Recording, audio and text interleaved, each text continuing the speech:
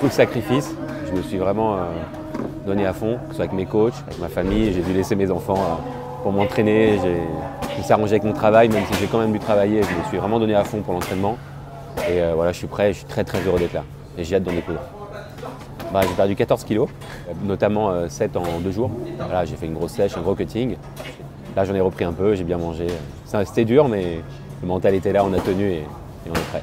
Pour beaucoup de gens, tu es un point d'interrogation. Parce que quand on cherche, on se dit tiens, on va regarder un peu ce qu'a fait Mickaël, on ne trouve pas grand-chose. Donc ça ne nourrit pas beaucoup l'imaginaire et du coup, on se dit qu'est-ce que ça peut donner quoi. Vous verrez ce soir. Bah ouais. Tout à fait. Une boucherie. Une boucherie. Très bien, Mickaël. Écoute, on te souhaite un bon premier combat au 100% fight en tout Merci. cas, et on te dit à plus tard. À plus tard, merci beaucoup. Eh bien, ce que je viens faire ici, c'est coacher un de mes poulains. Ce poulain en question est venu il y a 3 mois frapper à ma porte. Il n'avait personne pour le coacher pour ce combat contre Ramzan. Donc écoute, j'ai fait ce que j'ai pu, on va voir ce que ça va donner. Et puis je viens aussi avec plaisir voir mon ami Hatch qui fait des événements exceptionnels. C'est le pionnier du MMA en France. Et j'espère qu'il se fera sa place dans ce nouveau marché. Parce qu'il le mérite déjà. Il a fait tellement de choses pour le MMA et feu le pancras que maintenant avec la cage et tout ça va envoyer du lourd. J'espère que ce soir il y aura un beau spectacle et que les gens seront contents. On t'avait vu aux ASF de Hatch. Ouais. C'était du combat de grappling sur ring, voilà, où j'ai affronté effectivement Francis Carmon, qui était combattant UFC. J'ai gagné, sinon j'en parlerai pas. Et Brian Rafik aussi, combattant pro aussi. Et j'ai gagné aussi, sinon je n'en parlerai pas. En fait, je parle souvent de mes combats parce que je les gagne souvent. Brian, tu vas taper, mec. Je vais te faire jouer du tambour sur le sol. Tac, tac, tac, tac, tac, tac. Eh bien écoutez, Mickaël Ben Simon, effectivement, on ne voit pas grand-chose de lui sur Internet, mais on ne voit pas grand-chose non plus de choses sur Ramzan. Donc l'un dans l'autre, écoutez, c'est des combattants qui débutent malgré un palmarès amateur conséquent pour Ben Simon. Puis Ramzan, c'est pareil, il a des combats amateurs, beaucoup de combats amateurs, beaucoup de bagarres de rue. Donc finalement, l'un dans l'autre, c'est des gars qui ont suffisamment d'expérience pour nous offrir un beau spectacle. Je pense que Ramzan est favori, il n'y a pas de souci là-dessus. Je te dirais même un 80% de chance qu'il gagne, mais il y a toujours 20% de chance de gagner pour mon poulain. Donc il faut qu'il aille au charbon et qu'il saisisse cette opportunité. Moi-même, je partais souvent underdog.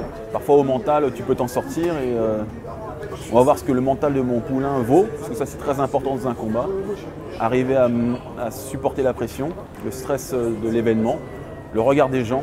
Et puis c'est un événement qui est même très regardé, puisque justement Ramzan est une star, faut le dire. Donc il a beaucoup de poids sur ses épaules. J'espère que Mickaël nous offrira un beau combat ce soir. On aura le résultat d'ici quelques heures. Ça va Je suis meilleur.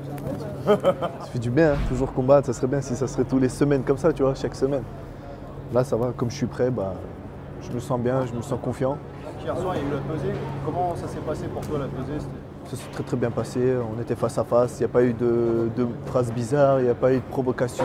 Je suis resté zen comme je suis d'habitude, comme d'hab. Tu l'as trouvé comment, ton adversaire? J'avais vu qu'il avait fait un gros coaching. Devant moi, il tremblait, pas dans le sens où il avait peur de moi, je ne sais pas après. Mais dans une sauce où il avait vraiment fait un gros coaching. Mon adversaire, je sens que là, il est plus lourd que moi, ça se voit aussi, mais ça va le faire. Donc ce soir commence sans le loup noir. Ah, le loup, là, il est en forme. Là, il est en forme, le loup.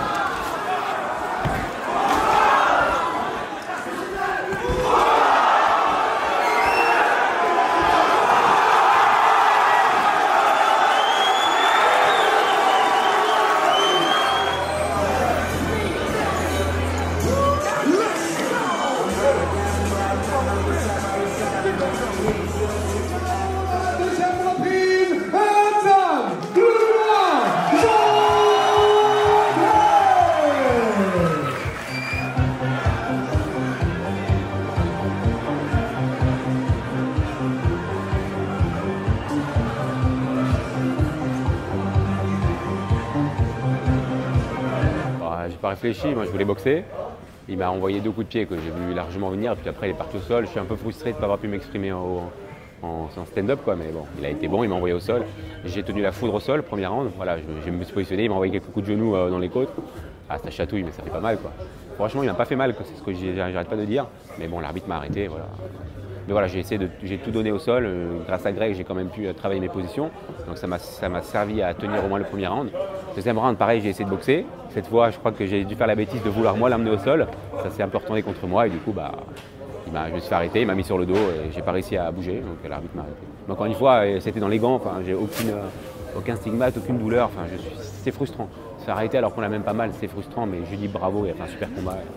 Il mérite tout ce qu'il a. Et voilà, j'ai encore envie de combattre, hein. Je ne veux pas que ce soit mon dernier. Donc voilà, je veux combattre encore.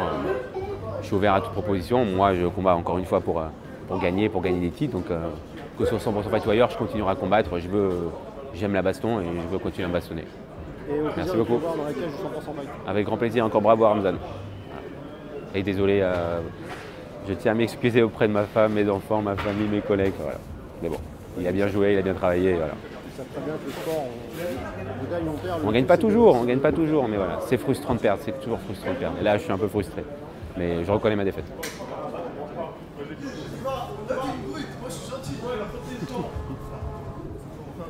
Vouloir faire les trucs comme de karaté. Ouais. Celle-là. C'est même pas frôlé. T'avais jamais combattu de karatéka, t'as pas de sparring karatéka, tu m'avais dit au club. Alors comment t'appréhendais un peu le style karaté? Faut dire la vérité, moi juste j'avais suivi ma stratégie. Et c'était toujours pareil ma stratégie. Je tournerais en lutte, j'attaquais en lutte. Je lâcherai pas l'affaire, tu vois. Si je l'ai pas réussi à l'amener une fois, je vais réussir à l'amener 2, 3, 4, 5. Combien de fois il faut, tu vois. On a travaillé le cardio pour. Et on a vu une prise de lutte justement très très rare en MMA et au 100% fight. Est-ce que tu peux leur dire dessus? Prise de lutte, la souplex. Oui, que j'avais travaillé ça avec mon coach, mon ancien coach Ramzan Momadov, en lutte un petit peu. Et ça s'est passé comme je voulais. Tu nous as montré aussi quelque chose de peu courant en MMA à la fin, c'est que tu as fait une espèce de pirouette sur le latéral, là, comme ça. C'était pour le déstabiliser, pour qu'il ne comprenne pas qu'est-ce que je voulais faire, tu vois. Donc j'avais tourné, il ne sait pas, soit je passais sur le côté, ou soit je passais tout droit. Mais j'ai essayé de le toucher à le talon sur lui, mais voilà, ça s'est pas passé comme je voulais. Mais j'ai eu ma demi-garde que je voulais. Aujourd'hui, Dieu était de mon côté. Il m'a donné la victoire pour voir comment je me comporte après. Peut-être que ça sera une défaite pour voir comment je me comporte aussi après. Voilà. Victoire ou défaite, peu importe. J'accepte. Alhamdulillah. C'est Dieu qui donne, c'est Dieu qui reprend, tout simplement.